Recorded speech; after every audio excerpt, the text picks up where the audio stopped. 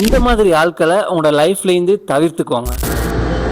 Hi guys, நாங்க வாழ்க்கையில success ஆகுறது முக்கியம்தான். ஆனா அதை விட முக்கியம் நாம யாரோட இருக்கிறோம்ன்றது. நீங்க உங்களோட வாழ்க்கையில தவிர்க்க வேண்டியவங்கள நம்பர் 1, எப்பவுமே நெகட்டிவா பேசுறவங்க. அதாவது நீங்க புதுசா ஒரு விஷயம் செய்ய நினைச்சா அவங்க உங்களால முடியாது, இதுக்கு முன்னாடி யாரும் இதை பண்ணல, அது நடக்காது அப்படின்னு எப்பயுமே சொல்லுவாங்க. அதாவது உங்களை டிமோட்டிவேட் பண்ற மாதிரி சொல்லிட்டு இருப்பாங்க. இவங்க உங்களோட கனவுகளை எப்பயுமே வளர்க்க மாட்டாங்க, உங்களுக்கு பயத்தை மட்டும் தான் உண்டு பண்ணுவாங்க. 2வது, உங்களோட வெற்றியை பொறுக்க முடியாதவங்க.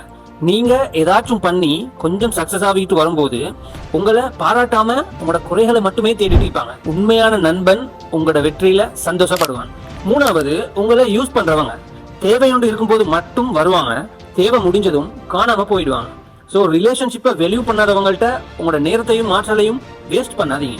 4வது, எப்பயுமே குறை சொல்றவங்க. ஏதாவது ஒரு விஷயத்துல அதுக்கான சொல்யூஷனை தேடாம அதுல இருக்கிற பிரச்சனைகளை மட்டுமே பார்ப்பாங்க. இப்படிப்பட்டவங்க உங்களோட மன அமைதியை கெடுப்பாங்க. 5வது, உங்களோட growth-ஐ தடுக்கிறவங்க. உங்களுக்கு புதிய திறமைகளை கற்றுக்கொள்ள விடாம உங்களை அதே இடத்துல வச்சு பார்க்க ஆசைப்படுறவங்க. ஃபைனலா என்ன சொல்றேன்னு சொன்னா, நீங்க எல்லா மனிதர்களையும் வெறுக்கணும் இல்லை. உங்களோட லைஃப், உங்களோட டைம், உங்களோட கோல் இது ரொம்ப மதிப்பு மிக்கது.